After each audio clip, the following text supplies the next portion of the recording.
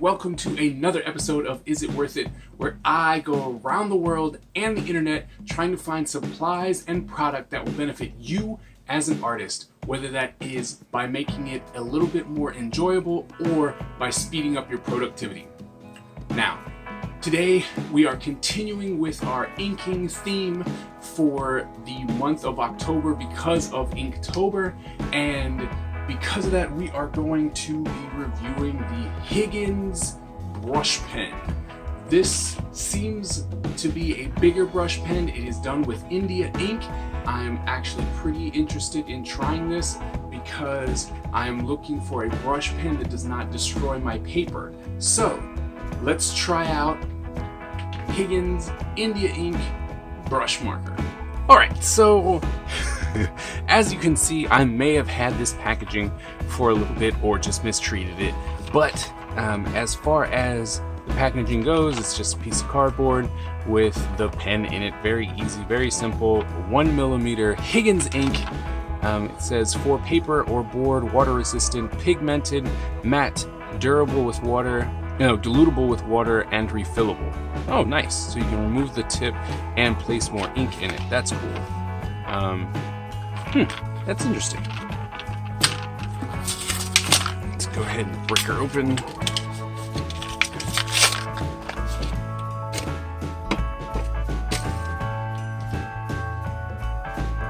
Oh, it's got a little meter on it.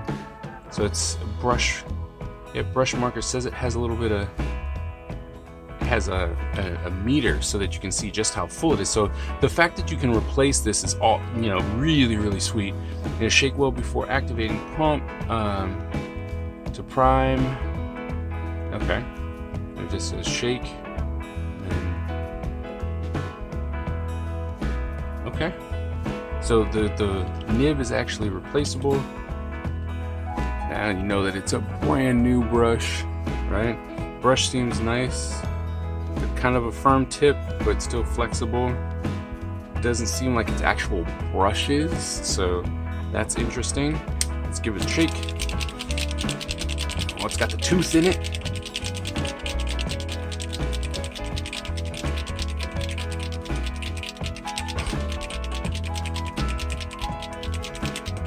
First time out, doesn't tell you how long to shake, so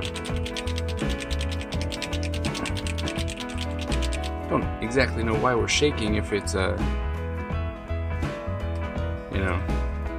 have to replace the nib.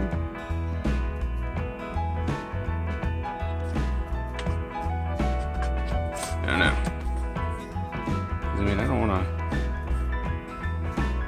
I really don't want to push down and brush and break the pen. See, I don't want to do that.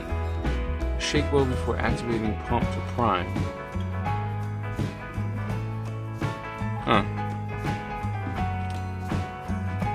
Because the one thing that I don't want to do is destroy my nib right away. Oh, okay. And the ink comes out. Alright, see, look, now it's going down. That's cool.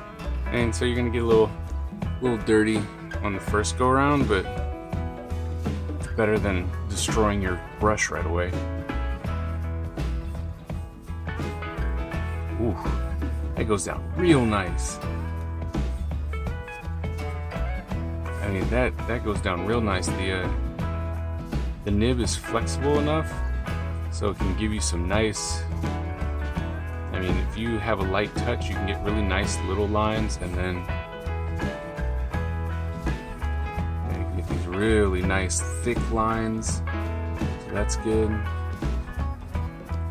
So it's not as opaque as I like it, right? Because once you go over it again, you can still see the line underneath it, right? So it says that it's pigmented, but it's not really opaque. It's still an ink, right? But it goes down so nice, so smooth. Ink just super flows out of this thing. And it seems like there's a lot of ink, right? And probably you shake it up some more. right? Just ink just kind of flows right out of it. But oh, say there's a hole in the cap. Okay, so I guess that's the activator. So you put it in the hole. Look at that. You don't even need to get your fingers dirty.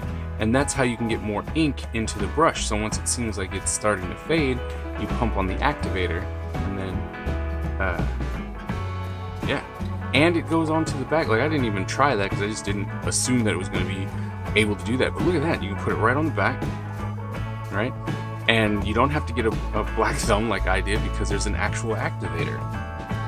Oh, man. You know, once you activate it again, that ink comes out of it really nice. So as far as like brush pens go, you know, it's actually really soft, right? And now once there's some ink, look at how nice and thick you can make these lines. Like, that's nice. And then if you have a light touch, right, look. So it definitely gives you all the abilities of an actual brush, it seems like, but it gives you a lot of control. Oops. It gives you a lot of control. Okay, so that's just nice.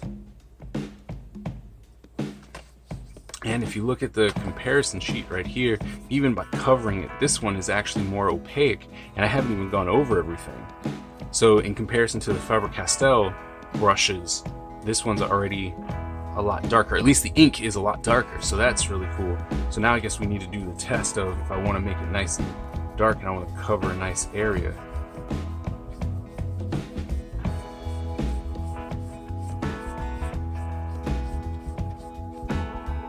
I mean, it's not like, oh, let's go ahead and activate it again.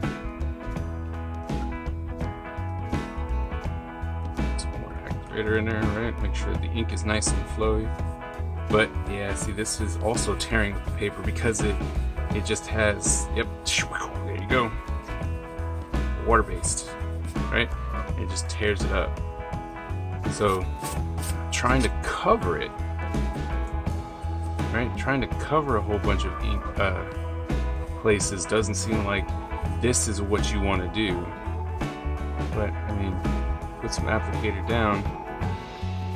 Even with that said, if you're not trying to cover up like vast amounts of area, which I think that in the end you would use a different type of applicator, right? You wouldn't just use a little brush pen like this. You would actually use something that can cover a lot more space. But even when you do that, I mean, this is just a nice coverage. It does cover really quickly, nice and black. It's actually really good.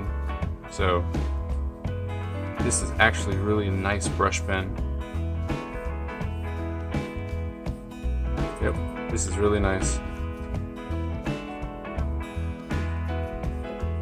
And the fact that you can keep applicating more ink to it to make it blacker when you see it start fading. This is really good. This is a nice brush pen. And it's refillable because I can tell you can just take the nib right out, put your ink back in. Nice. So we just got done looking at the Higgins brush marker for inking, and it was pretty quick because, man, it flowed. The brush was really nice. There are a couple features that I really do enjoy from this. You know, the cap goes on the back, but it's also what is used to actually push the ink further, and so it's the applicator, and it allows it to push the ink into the actual brush, which is absolutely fantastic. So you don't have to do like I did and use your fingernail to try and make it work. They've actually put it in here, so that's really nice. And then, you know, it's refillable, which is also great. The nib that's already being used is a nice, firm and yet flexible brush tip, and that really allows you to get those really thick lines and thin lines. This is a 1mm size, so it does give you those bigger brush strokes, but also if you have a control and a little bit of a lighter touch, you're able to make these really nice tiny lines, which is fantastic. This pen is very, very versatile. Now, The thing is, once again, it's negative if you put too much ink over the same spot. Like if you're trying to fill in a lot of black and try and make it really, really black and opaque, it will tear up your paper because it is ink, which is generally some type of water base, and therefore it will tear up your paper. But as you saw at the very end, I was able to go over it with strokes a couple of times and there'd be no issue, right? So it was able to get nice and opaque if you go over it just a couple of times, and that's it, right? You don't have to try and coat it a lot. And if you were gonna go and use a bigger brush or have to cover an area that's a lot bigger, you'd probably use a different brush or different marker to do so. But I definitely recommend, I think that the Higgins brush marker for ink, the refillable one, is absolutely worth it.